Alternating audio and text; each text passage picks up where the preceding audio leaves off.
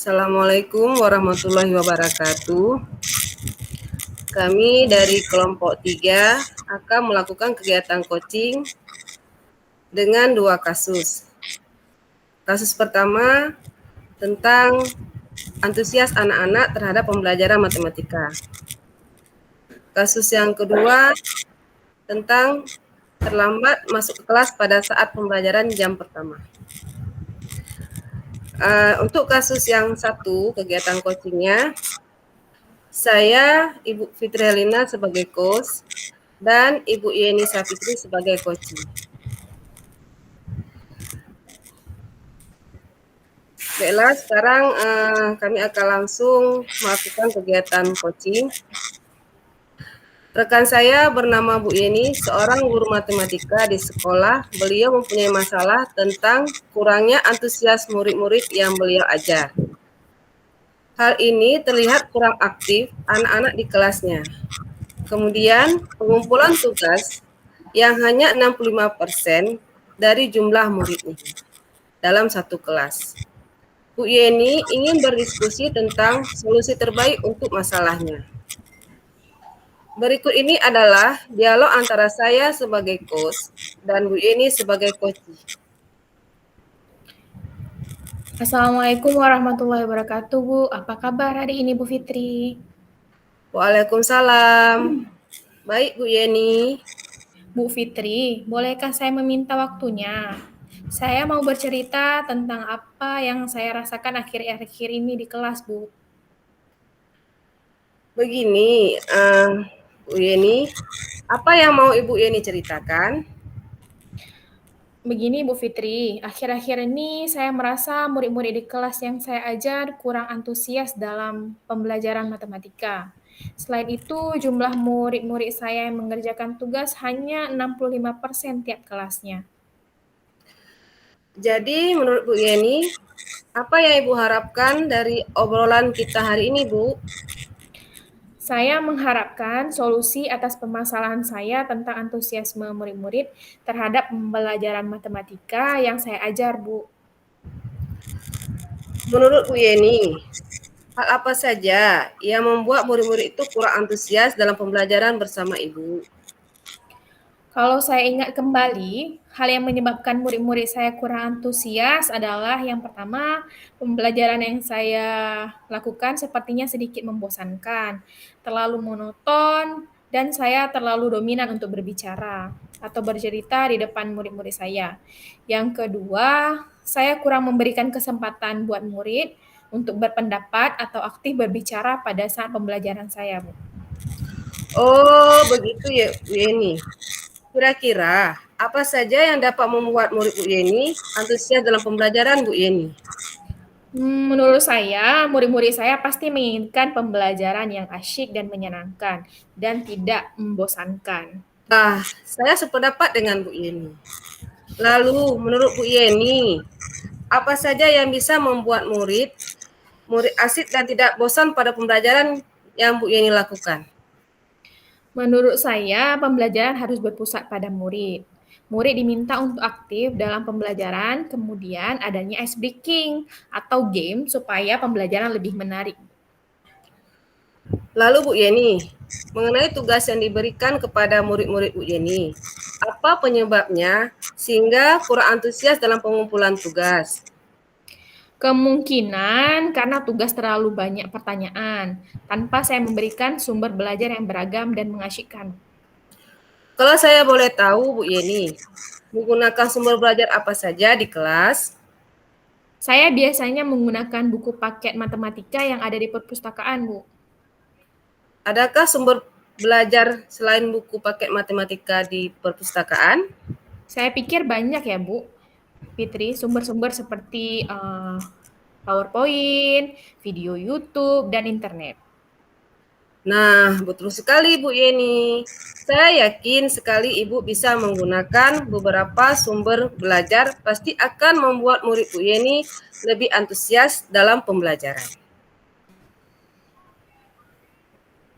Jadi, sekarang apa rencana Bu Yeni untuk menyelesaikan masalah ini? Yang pertama yang saya akan lakukan ialah pertama merancang pembelajaran yang mengasyikkan dengan menggunakan sumber belajar yang beragam. Yang kedua, memberikan tugas yang tidak terlalu banyak dan menyelesaikan tugas menurut profil belajar murid. Bagus sekali rencana Bu Yeni. Mudah-mudahan berhasil ya Bu Yeni.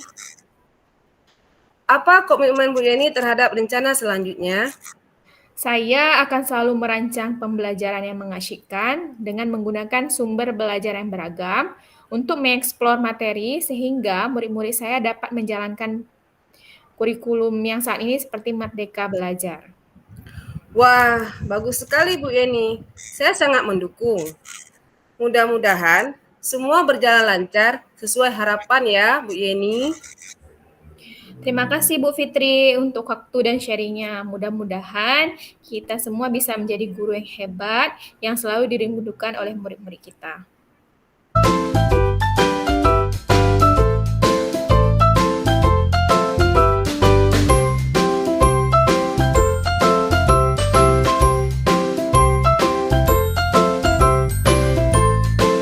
Kita akan melakukan coaching kasus yang kedua. Saya sebagai coachnya dan Bu Fitri sebagai coach. Rekan saya bernama Bu Fitri, seorang guru IPA. Di sekolah beliau mempunyai masalah tentang murid-murid yang sering terlambat masuk pada saat jam pertama masuk kelas. Hal ini terlihat ada beberapa siswa yang terlambat masuk ke kelas. Bu Fitri ingin berdiskusi tentang solusi terbaik untuk masalahnya. Assalamualaikum warahmatullahi wabarakatuh. Apa kabar hari ini Bu Yeni? Waalaikumsalam Bu Fitri, Alhamdulillah baik. Bu Yeni, bolehkah saya meminta waktunya? Saya mau bercerita tentang apa yang saya rasakan akhir-akhir ini di kelas, Bu. Baik Bu Fitri, apa yang mau Bu Fitri ceritakan? Begini Bu Yeni, akhir-akhir ini saya melihat murid-murid di kelas saya yang saya ajar, ada beberapa murid yang sering terlambat masuk kelas pada saat jam pertama pembelajaran. Jadi menurut Bu Fitri, apa yang Ibu harapkan dari obrolan kita hari ini? Saya mengharapkan solusi atas permasalahan yang saya hadapi tentang bagaimana cara mengatasi murid-murid saya jangan ada terlambat masuk ke kelas pada saat kena jam pertama pembelajaran di kelas. Menurut Bu Fitri, hal apa saja yang membuat murid-murid Ibu terlambat masuk ke kelas pada saat jam pertama pembelajaran? Kalau menurut saya, hal yang menyebabkan murid-murid sering terlambat jam di jajaran pertama masuk kelas, ada yang memberikan alasan karena terlambat rumahnya jauh, terlambat bangun tidur, dan alasan-alasan yang lain. Oh, begitu ya Bu Fitri. Kira-kira apa saja yang dapat Ibu lakukan dan tindak murid-murid Ibu tidak terlambat lagi masuk ke kelas pada saat jam pertama pembelajaran? Pertama, saya akan melakukan obrolan dari hati ke hati kepada murid-murid yang sering terlambat masuk jam pertama pembelajaran. Kedua, saya meminta dukungan dari pihak kantin sekolah jangan menerima murid yang jajan pada saat mulai pembelajaran di kelas. Wah, saya sependapat dengan Bu Fitri. Lalu, menurut Bu Fitri, langkah apa saja yang bisa membuat murid-murid tidak terlambat lagi masuk ke kelas pada saat jam pertama pembelajaran? Menurut saya, langkah pertama yang akan saya lakukan adalah saya akan mengajak murid-murid saya untuk membuat keyakinan kelas berdasarkan kesepakatan bersama.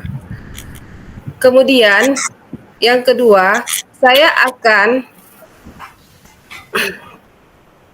melakukan coaching dengan saya sebagai coach dan murid saya sebagai coach setiap minggu sekali di luar jadwal pembelajaran. Nah, betul sekali Bu Fitri. Saya yakin sekali bila Bu Fitri bisa menggunakan langkah pertama dan langkah kedua secara berkelanjutan. Jadi sekarang, apa rencana Bu Fitri untuk menyelesaikan masalah itu? Yang pertama, saya akan mengajak murid-murid saya membuat keyakinan kelas. Kedua, saya akan melakukan coaching minimal seminggu 1 kali di luar jam pembelajaran dengan murid-murid yang mengalami permasalahan di kelas. Salah satunya terlambat untuk masuk jam pertama di kelas pada saat pembelajaran. Bagus sekali rencananya Bu Fitri. Mudah-mudahan berhasil. Apa komitmen Bu Fitri terhadap rencana selanjutnya? Saya akan selalu mengajak murid saya untuk memahami keyakinan kelas yang sudah disepakati bersama di kelas dan melakukan coaching untuk menyelesaikan permasalahan di kelas pada saat di luar pembelajaran. Wah, bagus sekali Bu Fitri. Saya sangat mendukung. Mudah-mudahan semua berjalan dengan lancar sesuai harapannya ya Bu Fitri. Terima kasih Bu Yeni untuk waktu dan sharingnya. Semoga kita menjadi guru yang bisa memahami dan menggali potensi murid untuk menemukan solusi permasalahannya yang dihadapi di sekolah pada saat pembelajaran di kelas. Oke, sekian hasil coaching yang kami lakukan kelompok 3 untuk melakukan 2 kasus yang kami hadapi. Yang pertama kasus mengenai antusiasme murid dalam pembelajaran matematika, dan yang kedua ialah kasus dalam siswa yang terlambat masuk ke sekolah. Semoga dengan melakukan kegiatan coaching ini bisa bermanfaat dan pengalaman kita dalam melakukan coaching dan coaching lebih baik lagi. Sekian dari kelompok kami, kelompok 3. Assalamualaikum warahmatullahi wabarakatuh.